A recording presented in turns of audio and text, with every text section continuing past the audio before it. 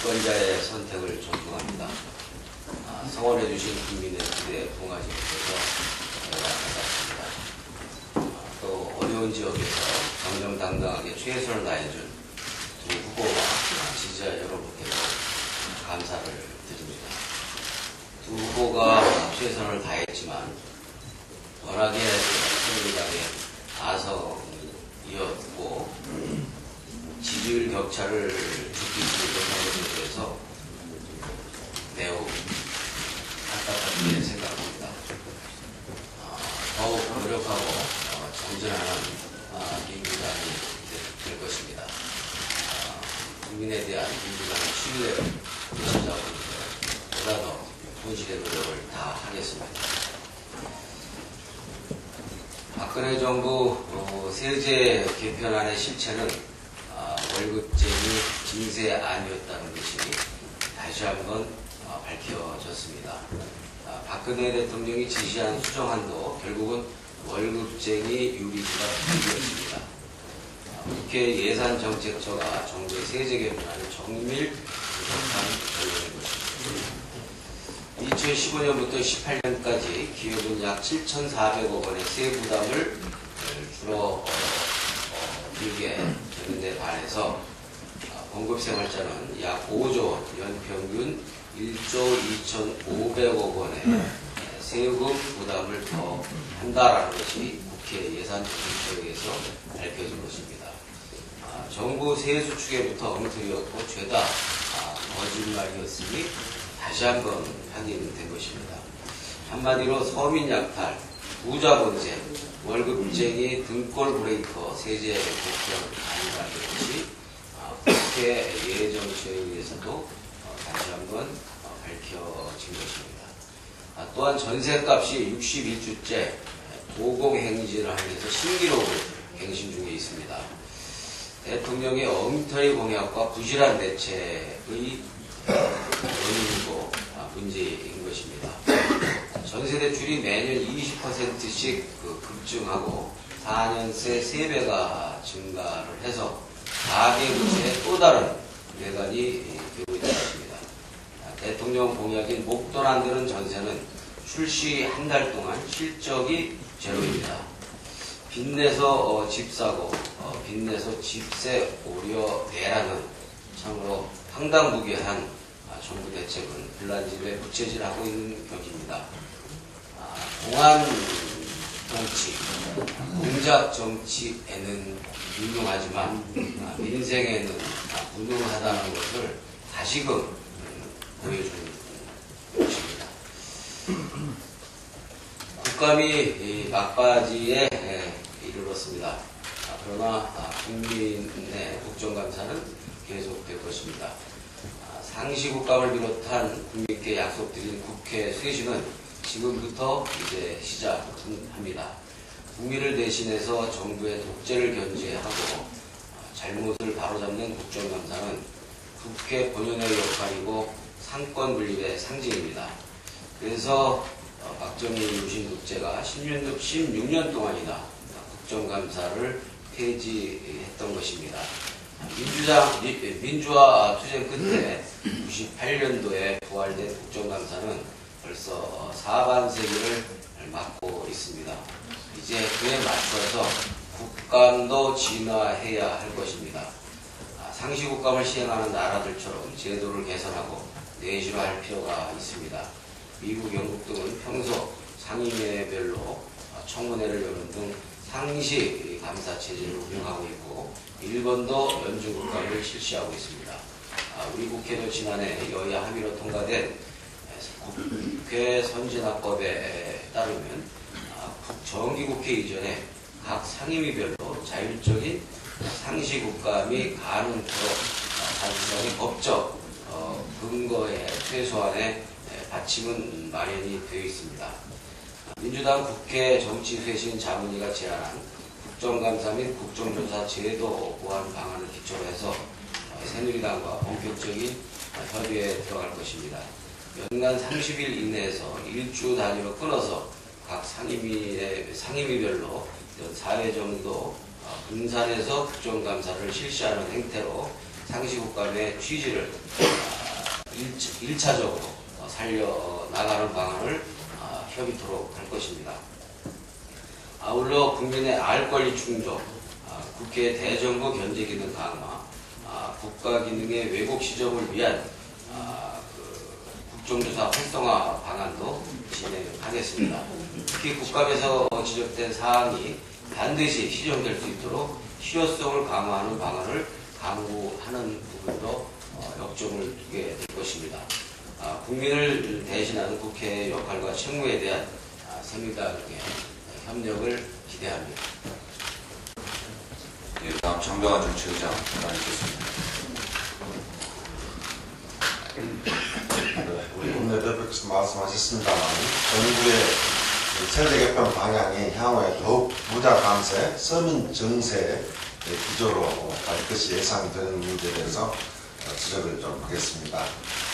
정부가 설명과는 달리 지금 월급쟁이와 영세 자영업자의 세부담 증가 규모와 대상 인원은 대폭 축소하고 재벌 등 이제 법인들의 세부담을 과대하게 평가했다는 것이 예산 정책처의 분석으로 확인이 되었습니다.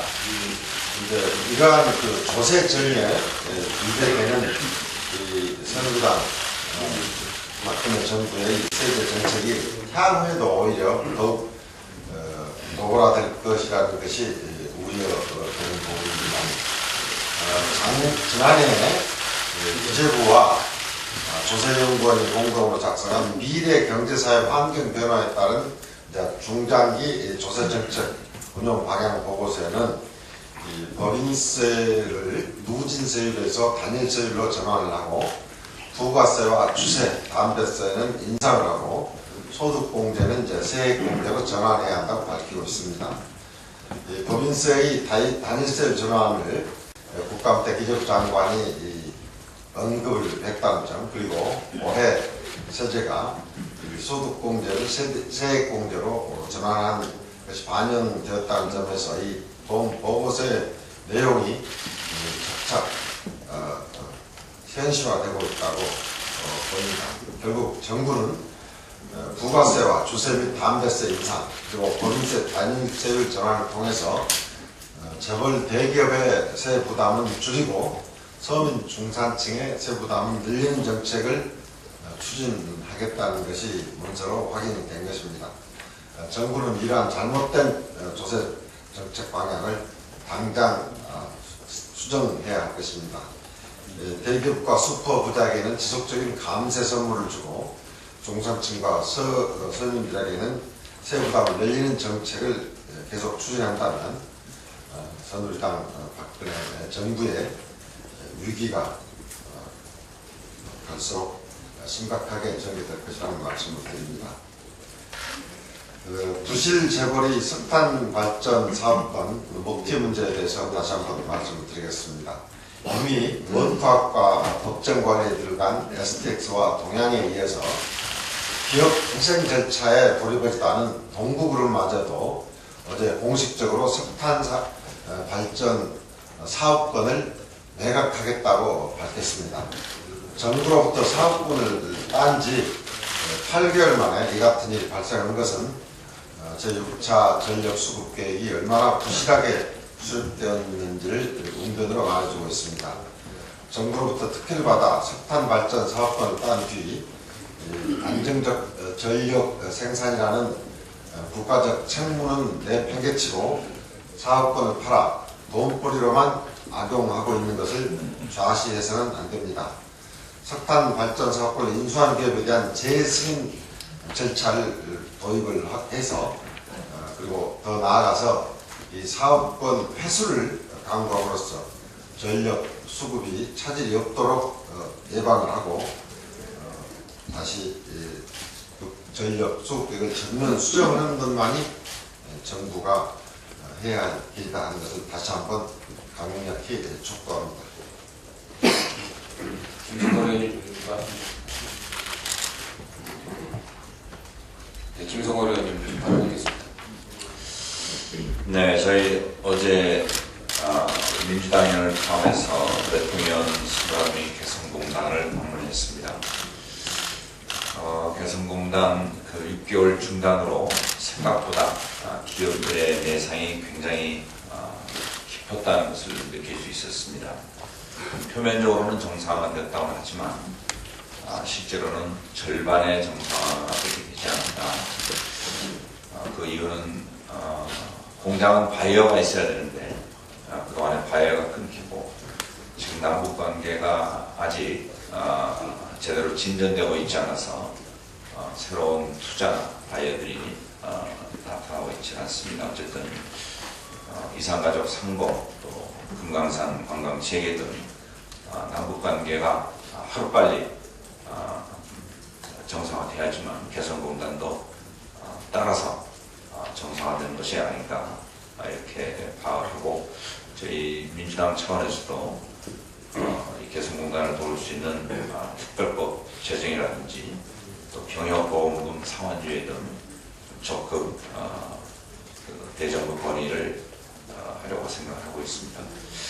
근데 어저께 이제 소방서, 취수장, 또 식당 이런 것들을 보니까 개성공단 그 관리위원회는 물론이고 이미 작은 통일이 시작되었다. 남북 그 공동으로 그 여러 가지가 이렇게 운영이 되고 있었습니다. 그래서 과거 국민정부 참여정부 시절에 정말 참 잘한 일이다. 근데 지금 5.24 조처가 아직 해제되고 있지 않아서 추가 투자라든지 기숙사 건립 이런 것들이 이루어지고 있지 않습니다. 그래서 하루빨리 5.24 조처도 좀 해제돼야지만 개성공단이 정상화돼서 하루빨리 한반도 평화가 가시권에 들어가는 것이 아닌가 이런 생각을 하고 있습니다. 이상입니다. 네, 다음 정충래 정보위원장 발언하겠습니다. 예, 앞서 김성동 의원님께서 말씀 있으셨습니다만 저도 어제 개성공단에 다녀왔습니다. 개성공단은 공단의 의미를 넘어서 한반도의 전쟁을 방지하는 전쟁 방지턱으로서 역할을 해야 할 것입니다. 독일 통일을 이루었던 블란트의 동방정책을 설계했던 에본 바르는 개성공단은 우리가 미처 생각하지 못한 창의적 아이디어다. 개성공단을 끝까지 밀고 가다 보면 한반도의 통일이 보일 것이다 라고 말한 바 있습니다. 개성공단에서의 작은 통일이 큰 통일로 이루어지기를 희망합니다. 외교부에서 참으로 어처구니 없는 독도 대응 지침을 마련해서 이것이 내부에 다 회자가 되었는데요. 제가 이 독도 대응 지침을 가지고 보도자를 냈는데 유감스럽게도 외교부에서는 이 대응 지침이 전혀 근거 없고 전혀 그런 적이 없다라고 거짓 해명을 했습니다. 가수 김장훈 씨 등이 했던 그런 독도 홍보 이런 부분이 적절하지 않고 실제로 자제시켰고 그리고 우리 해외 교민들이 독도 홍보와 관련해서 해외 공간을 시설물을 이용하려고 할 때는 빌려주지 마라 이렇게 노골적으로 독도 홍보 활동을 방해했다는 것을 보면서 도대체 어느 나라 외교부인지 아연실세까지 할 수 없습니다. 오늘 외교부 확인 국감 때 이 부분을 엄중하게 따지도록 하겠습니다. 국감 내내 문제되었던 국군사이버사령부와 국가정보원 사이에 연대 활동에 대한 정황들이 드러나고 있습니다. 제가 국정원의 국감 자료로 요청해서 받은 자료에 의하면 국군사이버사령부와 국가정보원은 각종 회의에 같이 머리를 맞대고 회의를 했을 뿐만 아니라 20여 건의 공문서를 수발신하면서 심리전에 적극적으로 연대했다는 것이 드러났습니다. 2012년 1월부터 13년 현재까지 국군사이버사령부 관계자들은 국정원을 수차례 방문해서 같이 회의를 했고 또한 국정원도 사이버 사령부에 수차례 방문해서 회의를 한 것으로 드러났습니다. 구체적인 회의 내용은 아직 밝혀지지 않았지만 결국 대선을 앞둔 심리전에 대한 서로 협조 공조 체제를 이루지 않았을까 강력하게 의혹을 제기합니다. 지난 대선 때 벌어졌던 국정원의 국기문란 사건이 일제치하 독립운동과 같은 의롭고 명분 있는 일은 아닐 것입니다. 그럼에도 불구하고 국가정보원은 남재준 원장의 지시로 지난 5월 국정원 전 직원들에게 월급 명세서에서 원천 징수해서 6천만 원을 강제 각출했습니다. 그것을 지금 재판을 받고 있는 이종명 전 3차장에게 전달되었습니다. 국정원 직원들의 자발적인 모금운동이 아니라 남재준 원장의 강력한 지시로 이루어진 것으로 보아 이것은 국정원의 국기문란 불법 대선에 대한 국정원의 인식의 일편을 보여주는 매우 씁쓸한 일이 아닐 수 없습니다. 다음 주 월요일 11월 4일 이 부분에 대해서 국정감사를 통해서 더 소상히 밝혀내도록 하겠습니다. 한 가지 우리가 추론해 볼 것은 국정원 제3차장 주도로 심리전단이 운영되었는데 이 이종명 전 차장은 1985년 장세동 국가안전기획부장 시절 비서로 일한 바 있습니다. 이분은 군인입니다. 그리고 또한 2011년 1월부터 4월까지 국군사이버사령부에서 가장 문제시되고 있는 선거개입 정치개입 사건에 가장 문제시되고 있는 530단 사이버 심리전단 단장 이태호 군무원과 함께 합동작전을 펼쳤던 합동참모본부 민군심리전부에서 책임자로 일한 전력을 가지고 있습니다. 이런 국군사이버사령부와 함께 일했던 합동참모본부 민군심리전부의 활동 경력이 국정원 제3차장으로 발탁되는 하나의 계기가 되었다는 의혹을 갖지 않을 수 없습니다.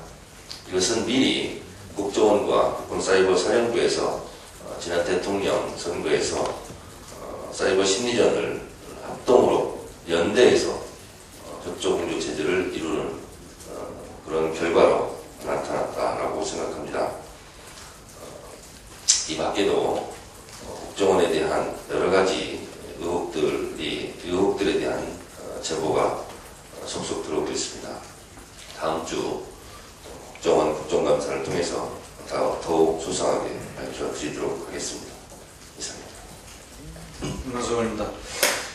유영희 국사편찬위원장은 역사편향위원장입니다. 친일 독재비와 역사편향위원장입니다.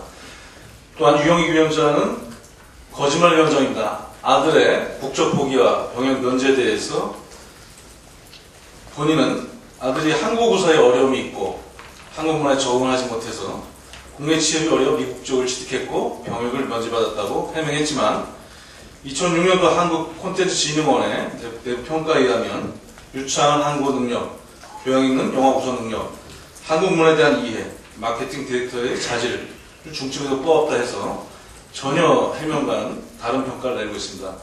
10월 29일 한국콘진원 국정감사에서 홍상표 원장이 당시에 선발 과정의 절차에 문제가 있었다는 국정감사 답변을 했습니다. 거짓말 위원장입니다.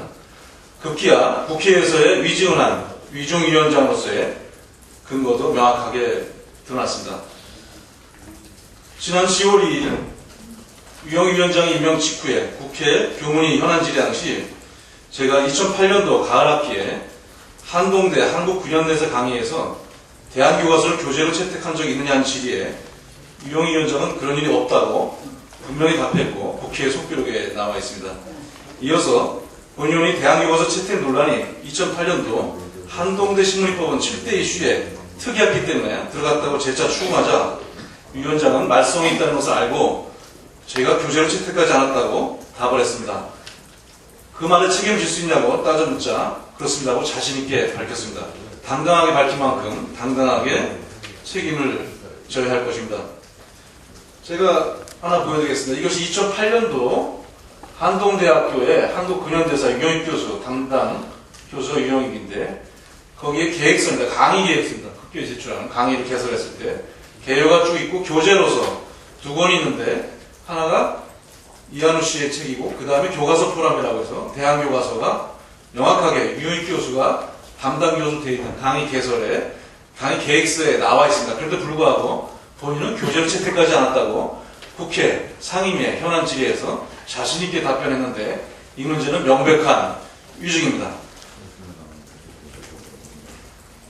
또한 당시에 한동대 내부 대학신문 보도에 의해서도 여러 가지 인터뷰한 사실이 있습니다. 급기야 어제 언론 보도에서도 2008년 2학기에 유영익 교수의 한국근현대사 수업을 들은 한 졸업생이 유 교수가 대한교과서를 수업 주 교재로 정해서 학생들이 무조건 구입해야 했고 수업 중에도 사용했다. 당시 학생들 사이에서 뉴라이트 교과서 사용이 문제가 돼서 그 다음 학기부터는 유 교수가 준비한 프린트물로 강의를 진행한 것을 안다는 증언도 보도된 바가 있습니다. 이외에도 다수의 제보가 들어오고 있습니다. 유영익 위원장이처럼 역사에 있어서는 친일 독재 비하의 역사편향위원장이고 또 자식의 병역 문제, 국적 포기에 대해서는 거짓말을 했습니다. 급기야 국회에서 본인이 2008년도 교과서 교재 채택에 대해서도 명백한 자유가 있음에도 불구하고 사용하지 않았다는 위증을 했습니다. 박근혜 정권이 강력하게 촉구합니다. 거짓말을 하는 유영익 위원장은 역사의 진실을 언급할 자격이 없습니다. 친일 독재 비하의 유영익 위원장은 역사의 정통성을 논의할 자격이 없습니다. 위증한 유영익 위원장은 더 이상 언급할 조차 없는 나라의 수치가 될 것입니다. 누가 부적격자 사퇴 필수 3관왕입니다. 스스로 물러나지 않는다면 대통령이 바로 결단해야 할 것입니다. 국민은 대통령과 여당의 선택을 지켜볼 것입니다. 오늘 교문위는 국정감사에서 교과부에 유영익 위원장이 출석을 합니다. 이 문제를 강력하게 따져묻고 즉각적인 사퇴를 촉구할 것입니다. 이상입니다. 일단 박민수 의원 나가겠습니다. 예, 박민수 의원입니다. 지난 29일 날 우리 민주당 농식품위원회 의원들이 이동필 장관의 사퇴를 요구했습니다. 그 얘기는 우리 민주당 2013년 정기국회 민생살리기 정책과제 6가지 중에 3번째 과제로 쌀 변동식 불금 인상 목표가 있었습니다. 그런데 지난 29일 위원회에서 종합국감에서 이동필 장관은 기존에 제출한 정부안대로 4,000원 이상을 더 인상할 수 없다라는 입장을 발표했고 우리 민주당 의원들은 그 발표를 듣고 기자회견장에서 무소신, 무능력, 무책임한 이동필 장관의 사퇴를 요구했습니다. 이렇게 우리 민주당 의원들의 사퇴 요구와 그리고 농민단체의 강력한 사퇴 요구에 당황한 이동필 장관은 어제 4,000원 인상에 5,000원을 더해서 약 9,000원 정도 인상할 수 있다라는 내부 입장을 정한 것으로 알려지고 있습니다. 만약 이게 사실이라면 이는 농민을 바보로 생각하는 아니할 발상이라는 점을 이 자리에서 명확히 지적하고 싶고 그리고 8년 동안 단 1원도 오르지 않았던 쌀 변동식 불금을 고작 9,000원 올리겠다는 것이 지금의 곤혹스러운 상황을 모면하기 위한 임시방편 정책에 불과한 것이다 라는 말씀을 드리고 농민들을 우롱하는 처사이고 농민을 죽이는 살롱정책, 살롱정부라는 점을 다시 한번 지적하고 싶습니다. 이동필 장관과 박근혜 정부는 농민을 등의 국민으로 취급하는 행태에서 벗어나서 쌀 변동식 불금을 현실화시켜달라는 농민들의 요구를 농민들의 설교, 농민들의 요구를 지금이라도 귀담아 들어야 할 것이고 정책을 전환하지 않는다면 농민들의 분노는 걷잡을 수 없을 것이라는 점을 경고합니다. 이상입니다. 예, 추가 발언하시고요. 이 공소장 변경을 받아들였습니다. 당연하고도 상식적인 판단이고 결과입니다. 한마디로 사필 규정인 것이죠. 법원이 사실상 검찰 수사 방해 행위를 인정한 것이고 윤석열 수사팀의 승리이기도 합니다. 따라서 윤석열 수사팀의 원상 회복의 대의와 명분이 확인된 것이기도 합니다. 윤석열 수사팀의 원상 복구가 필요합니다. 윤석열 수사팀을 원상 복구해야 합니다.